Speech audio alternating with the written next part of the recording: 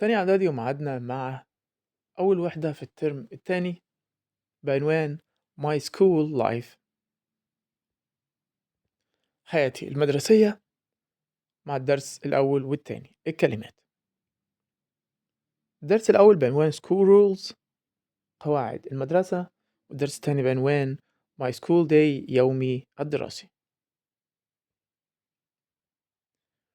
أول كلمة هي قواعد أو قوانين، يعني rules.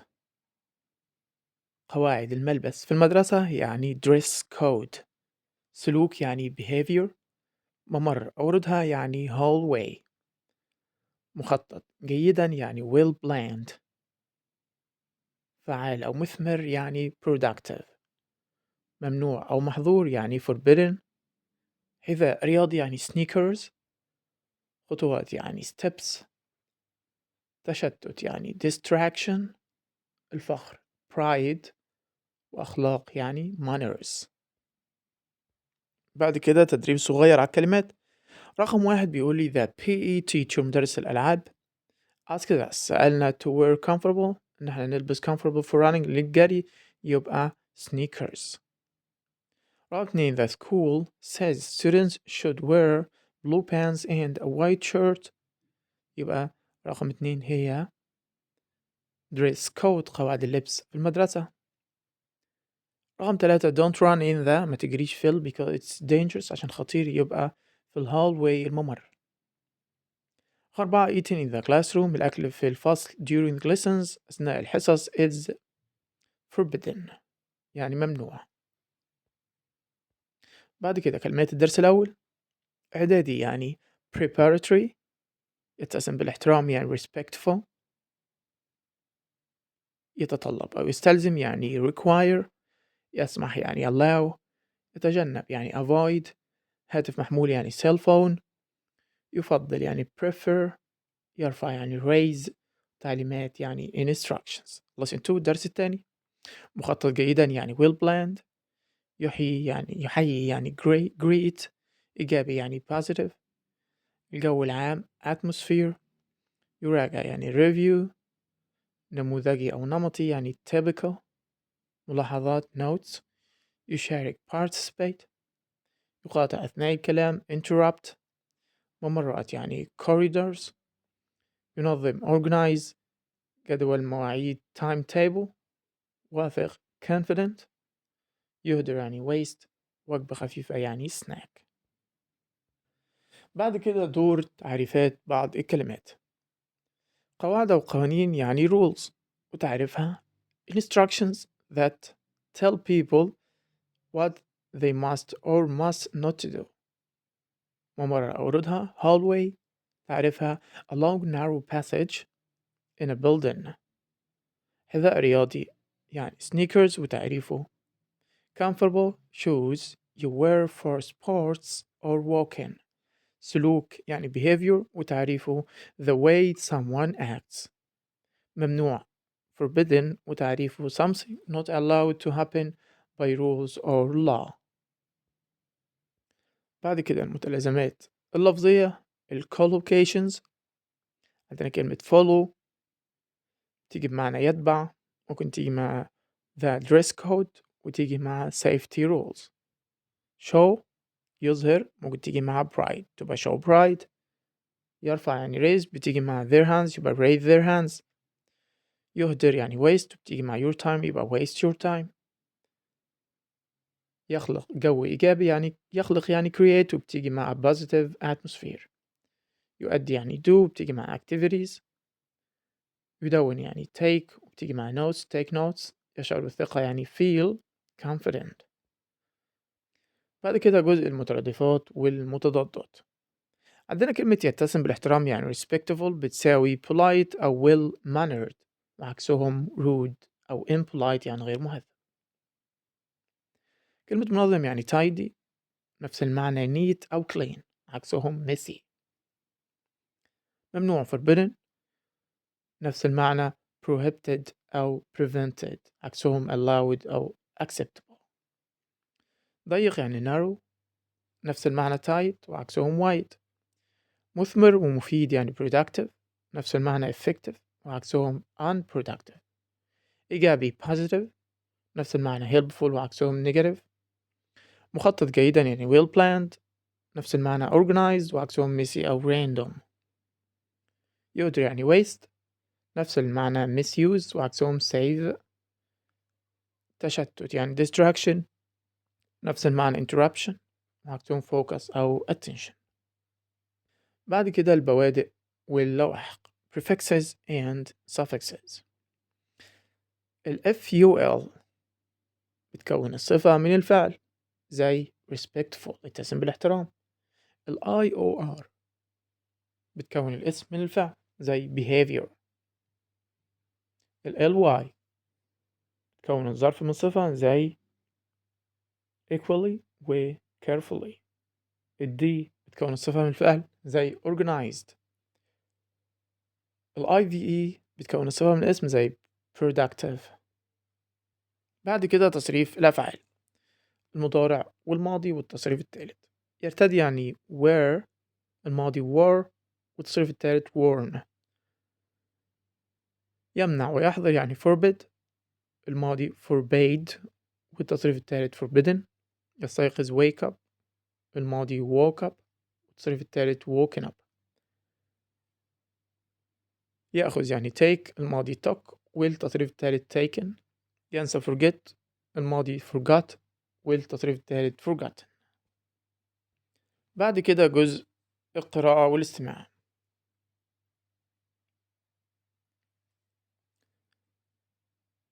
الفقرة بتقول Welcome to my preparatory school. أهلا بيك في مدرستي الإعدادية. Here are our important school rules. دي أهم قواعد المدرسة. Every school has rules. كل مدرسة عندها قواعد that help create a safe and respectful learning environment. يعني بتساعد في خلق بيئة تعليمية محترمة وآمنة. At my school في مدرستي students must follow the dress code. الطلاب يجب أن يتبعوا قواعد الملبس أو اللبس. classroom rules قواعد الفصل. behavior rules قواعد السلوك and library rules وقواعد المكتبة. The dress code requires قواعد الملبس يتطلب students to wear من الطلاب أنهم يرتدوا the school uniform زي المدرسي everyday كل يوم. jeans بنطلون jeans and sneakers وحذاء are not allowed مش مسموح بهم. It is also important وكمان مهم to keep uniforms clean إن أنت تحافظ على الزي المدرسي بتاعك نظيف and tidy ومرتب. To show pride in the school لتظهر الفخر في المدرسة. Behavior rules قواعد السلوك are equally important متساوية في الأهمية. Students must respect teachers الطلاب يجب أن يحترموا المدرسين and each other وبعضهم البعض. Avoid running يتجنبوا الجري in the hallway في الممرات. And help keep وبيساعدوا في keep the school clean يحافظوا على المدرسة نظيفة. Cell phones الموبايلات are not allowed مش مسموح بها in class في الفصل. And eating or drinking والشرب والأكل inside classroom في الفصل is forbidden ممنوع. In the classroom في الفصل students should arrive on time يجب أن يصلوا الطلاب يجب أن يصلوا في الوقت المحدد. They must listen carefully يجب أن يستمعوا بحرص to their teacher المدرسين and classmates وزملائهم. Talking while the teacher is speaking التحدث أثناء تحدث أو التكلم أثناء تحدث المدرس is not allowed غير مسموح. Students should raise their hands before speaking الطلاب يجب أن يرفعوا أيديهم قبل التحدث. In the library في المكتبة students should be quiet الطلاب يجب أن يكونوا هادئين. Return books on time ويرجعوا الكتب في الوقت المحدد. And never write on them in them ما يكتبوش فيها أبدا.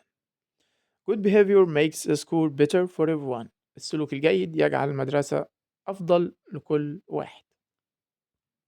بعد كده نص الاستماع واللي بيقول A school day can be enjoyable. اليوم الدراسي أو اليوم المدرسي ممكن يكون ممتع. enjoyable يعني ممتع and productive ومثمر if you follow a few simple steps. لو اتبعت بعض الخطوات البسيطة. in the morning في الصباح wake up early. اصحى بدري. prepare your bag. حضر شنطتك and arrive at school on time. ووصل للمدرسة في الميعاد المحدد. you should greet your teachers. يجب أن تحيي مدرسيك and classmates وزملائك respectfully باحترام as good manners كأخلاق حميدة. help create بتساعد في إن أنت تخلق a positive atmosphere جو إيجابي. during lessons أثناء الحصص listen carefully اسمع بحرص take clear notes خذ ملاحظات واضحة and participate وشارك actively بنشاط. you should ask a question. يجب أن تسأل أسئلة when you don't understand لما بتكونش فاهم something حاجة. but you shouldn't interrupt. بس لا يجب أن تقاطع others الآخرين while they are speaking وهم بيتكلموا. at break time في الفسحة choose healthy snacks. اختار وجبات خفيفة صحية and drink water واشرب مية because you should take care of your body عشان يجب أن تعتني بجسدك. don't run in the corridors. ما تجريش في الممرات to follow safety rules عشان تتبع قواعد الأمان. after school بعد المدرسة review your lessons. راجع دروسك do your homework واعمل واجبك and organize your timetable ونظم جدول الوقت بتاعك. you shouldn't waste your time. لا يجب أن تهدر الوقت on distractions في المشتتات. if you want to succeed لو عايز تنجح. a well planned school day يوم المدرسي المخطط جيدا helps you بيساعدك learn more تعلم أكتر and feel confident وتحس إن أنت واثق من نفسك. بعد كده الفرق بين بعض الكلمات. رقم 1 hallway بتساوي corridor أو passage. أول حاجة ممر داخل المنزل أو المدرسة بيربط بين الأوض أو الغرف غالبا قريب من المدخل اللي هو hallway أو corridor. مثال students waited in the hallway أو the nurse walked down the corridor. بعد كده ممر ضيق أحيانا بين أماكن أو مباني ممكن يكون داخلي أو خارجي اللي هو الباسج. مثال the cat ran through the narrow passage. رقم 2 raise و rise. كلمة raise يعني يرفع أو يزيد أو يربي أو يجمع مال لازم يجي بعده مفعول. مثال they raise the flag every morning at school أو parents raise their children with love أو they want to raise money for charities. بعد كده rise معنى يرتفع أو ينهض أو يزيد وما بيجيش بعده مفعول. والماضي rose و risen. مثال the sun rises in the east أو temperatures rise in summer. بعد كده دور تعبيرات وحروف الجر. بيئة تعليمية آمنة يعني safe learning environment. متساوي في الأهمية يعني equally important. يجعل المدرسة أفضل يعني make the school better.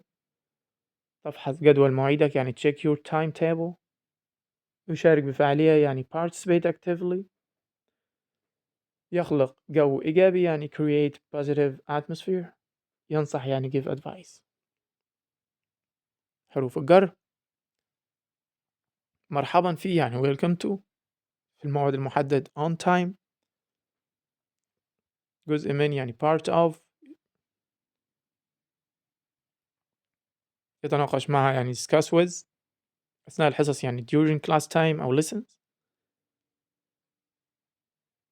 يصل إلى مكان صغير يعني arrive at. في أوقات الراحة يعني at break times. يعتني بيه يعني take care of. يشارك فيه take part in. ومتأخر عن يعني late for. بعد كده الجزء الخاص بالتدريبات على الكلمات. رقم 1 you mustn't park here ممنوع إن أنت تركن هنا. it's forbidden ممنوع.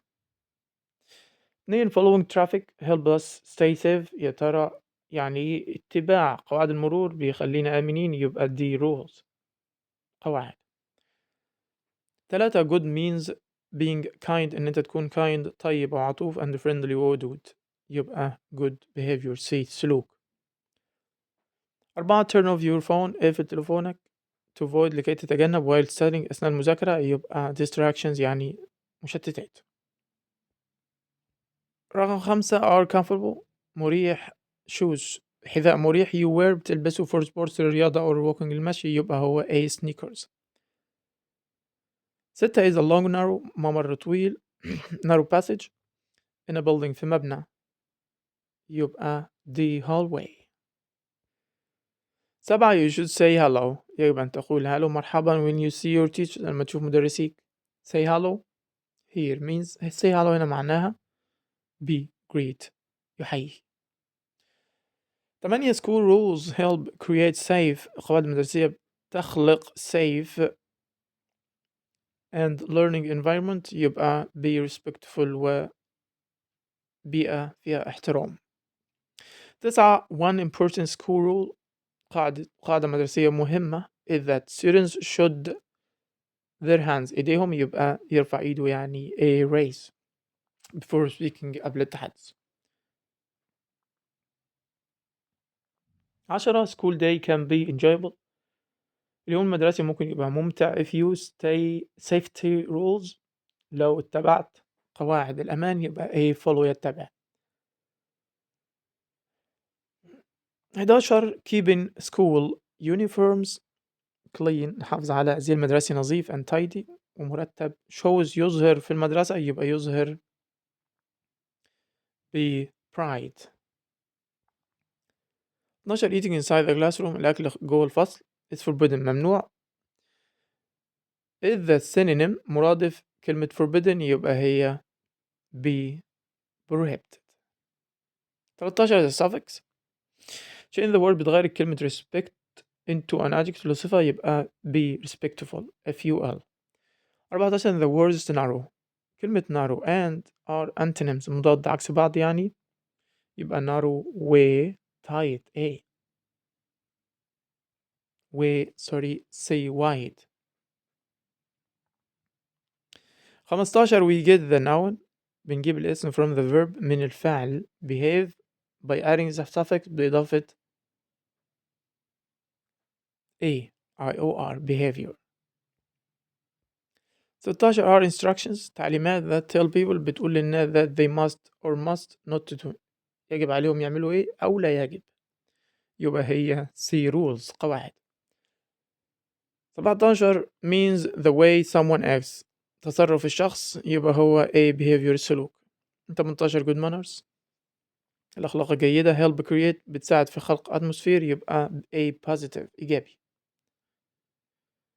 19 students must stick to the dress code، الطلاب يجب أنهم يكونوا ملتزمين بالدريس كود قواعد اللبس.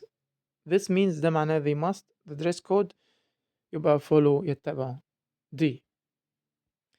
20 it isn't polite to speak، مش أدب إن أنت تتكلم when your father is speaking لما أبوك يتكلم. this means you shouldn't، ده معناه إن أنت لا يجب إن أنت تقاطعه يعني interrupt D. 21 teamwork always a positive atmosphere، العمل الجماعي دايما يخلق جو إيجابي، يبقى be creates. 22 to stay fit عشان تبقى لياقة بدنيا try to some activities أنشطة، يبقى try do activities A. 23 the antonym of the word عكس كلمة positive هي a negative سلبي. 24 to change the word careful عشان تغير careful we add ly،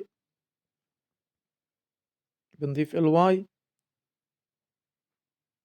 يبقى هتبقى the adverb. بعد كده the word 25 the word is a synonym مرادف كلمة interruption، يبقى be distraction تشتت. بعد كده الجزء اللي هيساعدنا في سؤال المحادثة رقم 1 how do school rules help students learn and work together. الإجابة rules help students stay safe and learn better. رقم 2 why does the school have a dress code؟ الإجابة the school has a dress code to keep students tidy and organized. 3 what is the forbidden in the classroom؟ الإجابة cell phones and eating or drinking are forbidden in the classroom. 4 what is not allowed in the library؟ الإجابة students should be quiet, return books on time and never write in them. الجزء اللي بعده اللي بيتكلم عن my typical school day يومي الدراسي النموذجي. رقم 1 do you think a typical school day is enjoyable؟ الإجابة yes my school day is enjoyable when students follow rules and stay organized. 2 رقم 2 what time do you wake up for school؟ الإجابة I usually wake up early so I can arrive on time. 3 what's your first class؟ الإجابة it's English it's my favorite. 4 do you take part in after school activities؟ الإجابة yes I take part in some after school activities such as the reading club. استنونا الفيديو الجاي مع درس الجرامر.